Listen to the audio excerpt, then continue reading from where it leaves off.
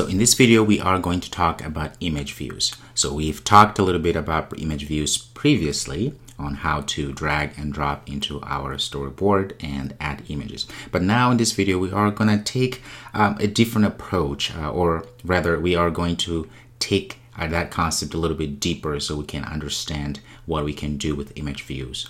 All right, so I've already created a project. I named it image views. So I would like you to go ahead and create your own project, name the same, image views. And once you have the project, this is what you should see. So as usual, let's go ahead into our storyboard. I'm gonna go ahead and hide this controller scene there. So let's go ahead and type image view. So just image, and you can see there it is. I'm gonna put 1 on the top here.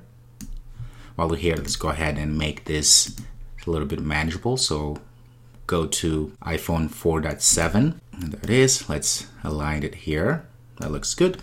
And let's put another one right about there. So we have our 2 image views there, and they don't have anything. We haven't put anything in them, which is fine. As you can see, if you click on one of these image views here to the right in our attribute inspector, you see we have a few properties here. So we have the image, which means we can actually add an image if we need to, right? We have highlighted, which we're not going to talk about it right now. So we have a lot of things here. The other thing we have inside of our view to the right here, we can actually have a different mode. So we can scale to fit, scale to fill, and you can drop down, and there's different modes which we can attach our image views. Of course, we can change the background and a lot of things. But one of the things I would like to point out here is that if you look here at the bottom, you'll see hidden. So we can actually hide this image view or these image views that we have there, right? If you hover over, it tells you hidden. It's a Boolean value that determines whether the view is hidden, which means this hidden returns 2 possible states, true or false, hidden or unhidden, or showing. Okay?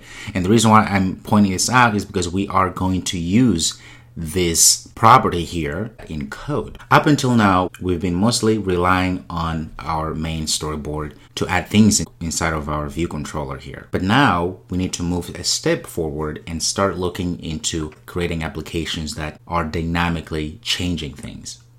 So all of these properties to the right in our attributes inspector here, all of these properties, attributes, we can actually access those in code. Because if you think about it, if we just rely on our main storyboard to add things, add images, that limits us, because once our application is running, we don't have access to our main storyboard. Okay? To the left here, you will see there is this assets.xc assets here folder. If you click on this folder, you see here there is this little window, this panel that opens up here. This is where we are going to import our images that we're going to be using for this lecture. So I have already gotten a few images, a puppy and a cat. So we're going to drag and drop right there. And as you can see there, we have our images.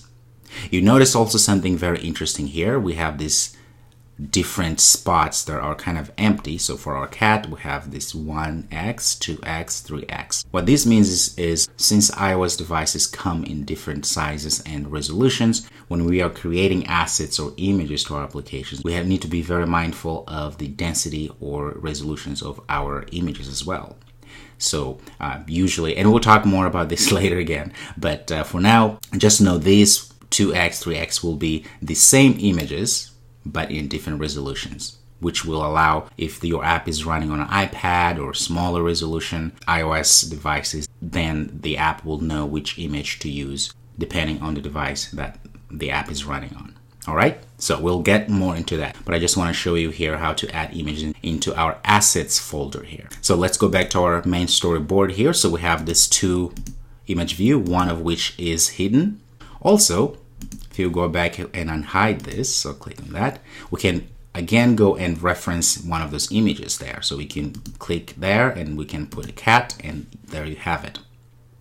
And if we go back down here to mode, we can change to aspect fit, so that fits very nicely. And let's try to go ahead and do the same here. Let's put puppy and say aspect fit, and there it is. Very cool. We are going to go ahead and get rid of this because we actually want to add those images in runtime. So as the application runs, we want to have buttons so they click and those images are added. So we will add those images in code. Okay, so we're gonna go ahead now and add button here. So the button, put below here. It's perfect. Let's make it larger there. Put another one here at the bottom. That's good. Okay, let's change let's double click and say this one's gonna be show cuteness, and this one gonna be hide cuteness. Okay, so essentially, as you can see, this button will hide this image views there, and this button will show the images inside of our image views. Great. Let's make this a little bit nicer. So click on show cuteness, and let's go to make sure we are inside of our attributes inspector, and let's go ahead and change the size, the font size to be 18. That's fine.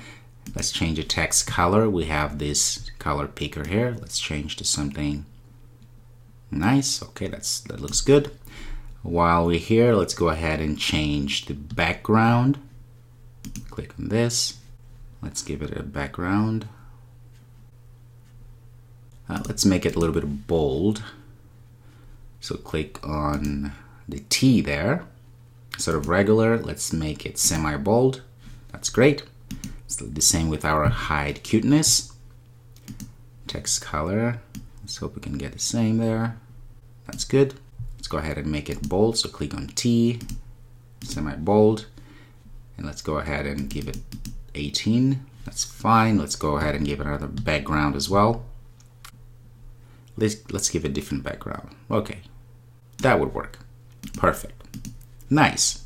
So let's go ahead and run this app here to make sure things are looking good.